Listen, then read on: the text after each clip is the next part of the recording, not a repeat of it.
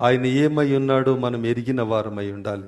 ఆయన ఏమై ఉన్నాడో మనం ఎరిగిన వారమై ఉంటే, ఆయన గురించి మనకు తెలిస్తే మనం చాలా ధైర్యంగా, చాలా నిబ్బరంగా, చాలా ధీమాగా ఉంటాం. 62వ కీర్తన మొదటి వాక్యం చదవయ్యా.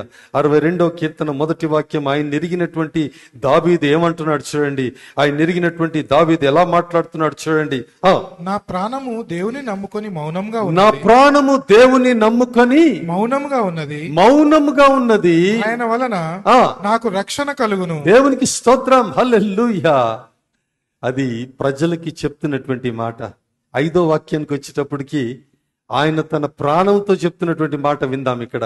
నా ప్రాణమా దేవుని నమ్ముకొని మౌనముగా ఉండుము. హల్లెలూయా. ప్రజలతో నా ప్రాణం మౌనంగా ఉంది అని ప్రజలతో చెప్తున్నాడు. నా ప్రాణం మౌనంగా ఉండుమని ప్రాణానికి ఆదేశిస్తున్నాడు. ఎందుకంటే దేవుని ఎరిగి ఉన్నటువంటి దావీదు, భక్తులైనటువంటి వారు దేవుని ఎరిగి ఉన్నారు గనుక వారు దేవుడు ఈ కార్యము చేస్తాడనే నమ్మకంతో, విశ్వాసంతో నిలబడ్డారు. స్తోత్రం, హల్లెలూయా.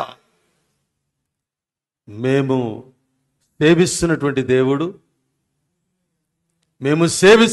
దేవుడు మండుచున్న వేడిమి గల ఈ అగ్నిగుండము నుండి మమ్మను తప్పించుటకు రక్షించుటకు సమర్థుడు. హల్లెలూయా. విన్నో. అయితే ఇక్కడ ఈ మాట నేను చాలా ఇష్టపడతాను.